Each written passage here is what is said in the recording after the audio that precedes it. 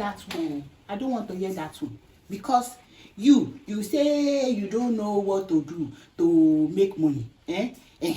Constable Komalafe, he buy gold for a wife. Brazilian gold, original one. Yeah, Babangozi, where they block 13. That one, he buy Hollandis for a wife. Come they tell me say, you go buy me pangolo. Tell me pangolo, say make I wear pangolo. Na pangolo, your mate they give them wife. Na pangolo. Abeg go no even tell me that. If you know say you no go take care of me, may I go back to people, my people. I want to name me. Mo ṣe kí n tó wá bíbá ke. Mo tó ṣe kí n tó wá bíbá. O tọ́jú mi o. Rárá. Àwọn èèyàn wà ń ta. Wọ́n náà ṣe báwọn ẹgbẹ́ ṣe ń ṣe. Ṣùgbọ́n àwọn ẹgbẹ́ ṣe ń ṣe o. Mi ò ráyè gbogbo rádàrádà. I played a matchmaker, getting my father to marry another woman in place of my mother. Wow. Yes, my mother is alive, and I got her husband married to the woman I chose for him. Okay.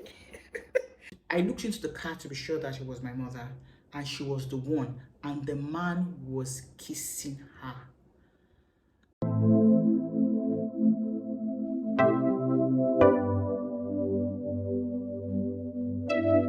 Hello, it's another week and you're welcome to Life Stories of Bussy. Thank you for always being my regular companion every week. I appreciate that. You always take time out to watch these videos. I appreciate your comments. If you're new to Life Stories with Bussy, you are welcome. This is Life Stories with Bussy, and I like to refer to myself as your sister from another mom. You know, that kind of sister that you talk to who doesn't judge you but would listen to you. That's me. Don't forget that your comments are very important. Don't just watch. Please always drop your comment. People tell the stories because sometimes just one rant. Some people tell us because they actually don't know what next steps to take. We just tell us the story so that we can learn from that. So whichever way it works, just always make sure that you leave your comments. People are reading these comments. Thank you. So I have another story today. This story was told as part of a story that had been told before. You can see the link above. So the person who is telling the story is now telling us the full story and what really happened. Because when she told the story initially, it was her husband that was narrating his own story and then added a little bit of the wife's story. Now the wife has decided that she wants to tell the full story the way it is. It's also a long story, so let me just delve into the story. So she goes, hello Bussy, I followed you since you started your YouTube channel and I love your show. Thank you very much. She said, my husband shared a bit of my mother's story in one of your earlier videos, but I want to share the full story with you. Okay. She said, I played a matchmaker, getting my father to marry another woman in place of my mother. Wow. Yes. My mother is alive, and I got her husband married to the woman I chose for him. Okay. Before we begin to pass judgments and we begin to go like, what kind of a daughter are you? That kind of a thing. Let's just finish the whole story.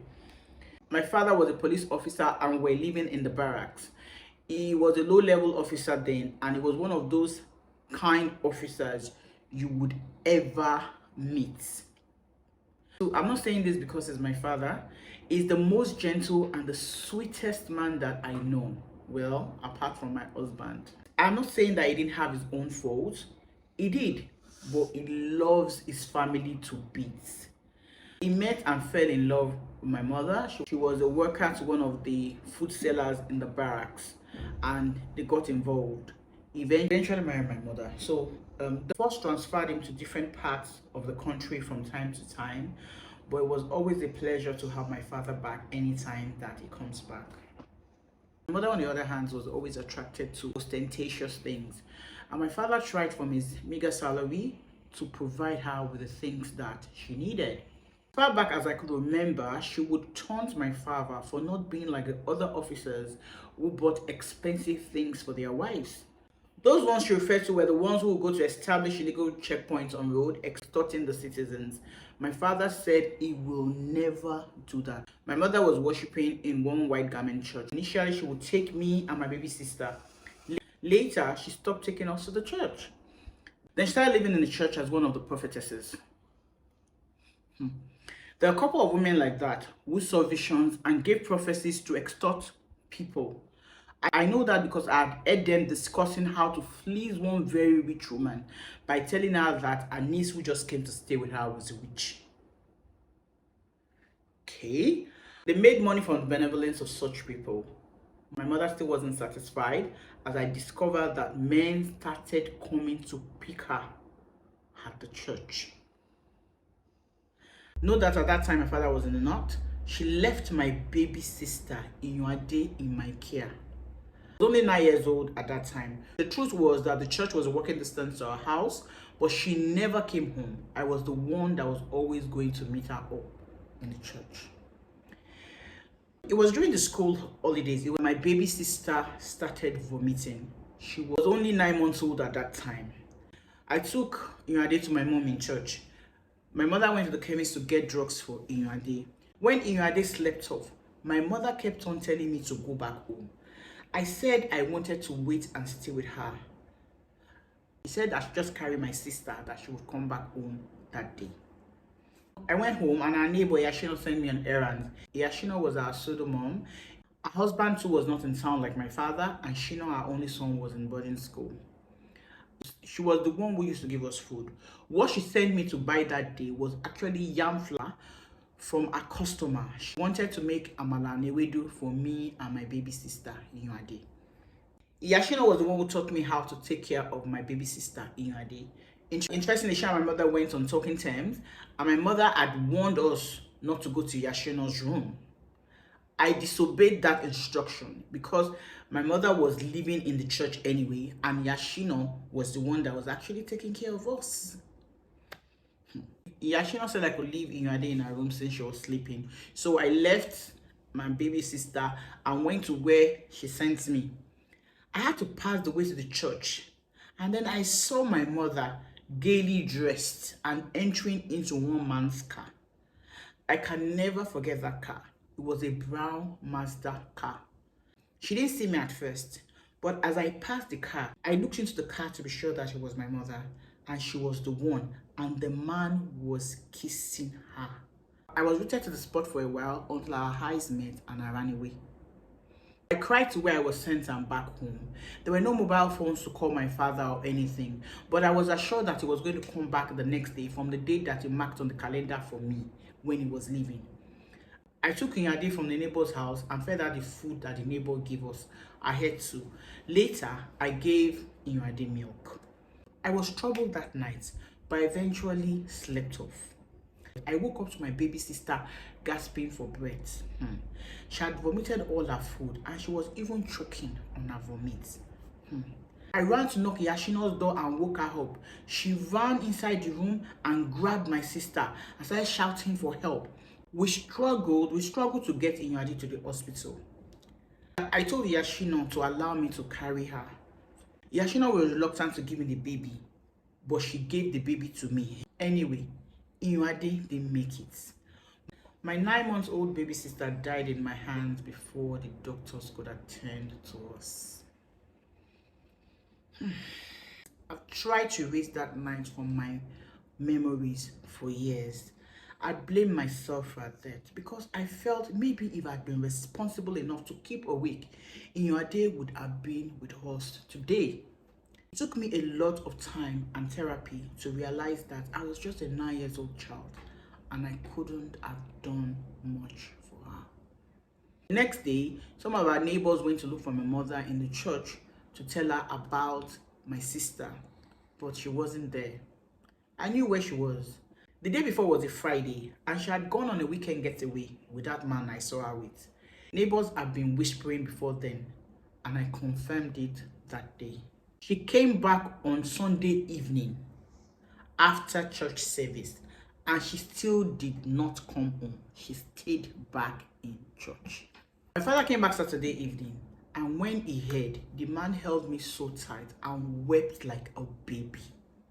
That was the day my father made up his mind to resign from the police force. My mother still didn't come home, and he was in anger that my father went to the church. Our fellow church members hid her from him because they were not sure what it would do to her, being a police officer. My father told them to tell her to come and pack her things. The next day, she showed up with some of the church members to pack her things. She didn't talk to me or anything. She couldn't have, because my father sat on the sofa and I was next to him. She avoided my eyes and I didn't feel anything but resentment towards her. My father did not say one word to her and she didn't utter any word to him. My father resigned, like I said, and we moved away from that city. It took time out to take care of me. When I turned 18, I remember asking him why he refused to remarry. He said that he didn't think that marriage was for him. When I turned 21, guess who I met in my campus one day during convocation? Iyashino.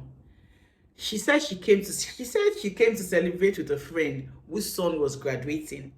I was so happy to see her and I collected all her details. She was living close to my school area. I went visiting one day and she was so excited to see me. She hugged me, we cried, and in her usual way, she fed me. Her husband, Baba Shino, had died and Shino was in another state for NYSC. Long story cut short, on my way back to school, I conceived the idea of matchmaking my father and Mama Shino. Yes, I succeeded in doing that. That's a story for another day. It took a lot of effort, but I was happy to see the two people who cared for me together. They are both happy, and so we have a blended family with Shino being my elder brother. I'm married with 2 children. Shino is also married with children. I'm sure you are wondering what happened to my mother. After she left, I didn't see her till I was 24. She was a former shadow of herself. She taught me how to seek for forgiveness.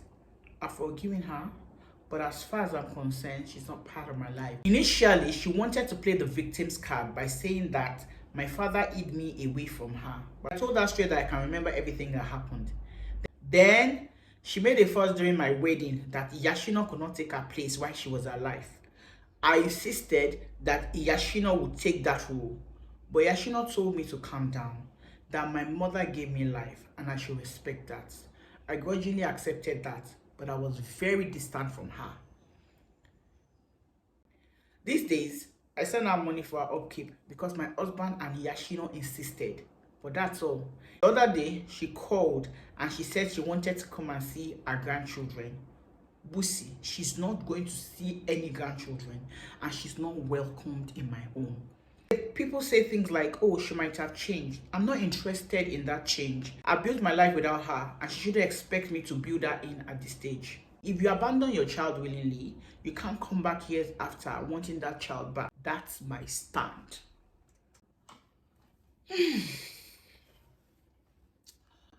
Wow. Mothers are usually the ones who lay down their lives for their children. But of course, in every general rule, there's always an exception. And your mother falls into that exception bracket.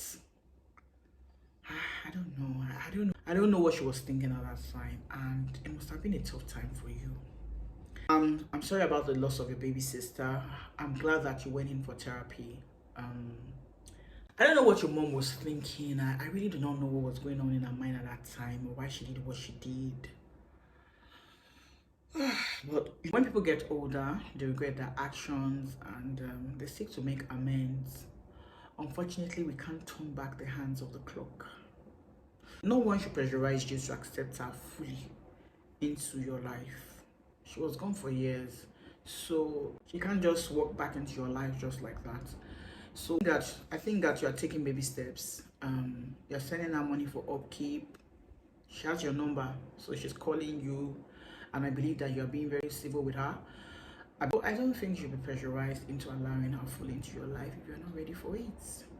I think you should take your time. Baby steps are good. You're doing the right things. Hopefully one day you will allow us to see our grandchildren. I'm glad that your father found love again in the hands of Yashino. What are the odds that your father will end up with Yashino? Imagine. There are just some nice people like Yashino out there, who take care of children who are not their own. And kudos to such women. It's nice to know that there are people like Yashino out there, women who will take care of the children that are not their own. kudos to her. I'm glad that that story ended on the right note. I hope one day you find it in your heart to allow your mom see her grandchildren. Like I said, baby steps, no pressure. Don't let anybody pressurize you to do what you're not ready to do. You're on the right path. I believe you're on the right path, and maybe one day you'll be able to understand the reason why she did what she did. I don't understand the reason why she did what she did, but maybe one day she'll be able to open up to you to tell you the reason why she did those things that she did. I don't know. I don't know whether there are reasons for that. Guys, what do you think? Do you think that a mother should just have easy access to her life like that and just working into her life to see her grandchildren? Or do you think that she just take her time? What do you guys think? I'll be in the comment box reading your comments. So next time when I come your way again, my name remains Busola David. So bye.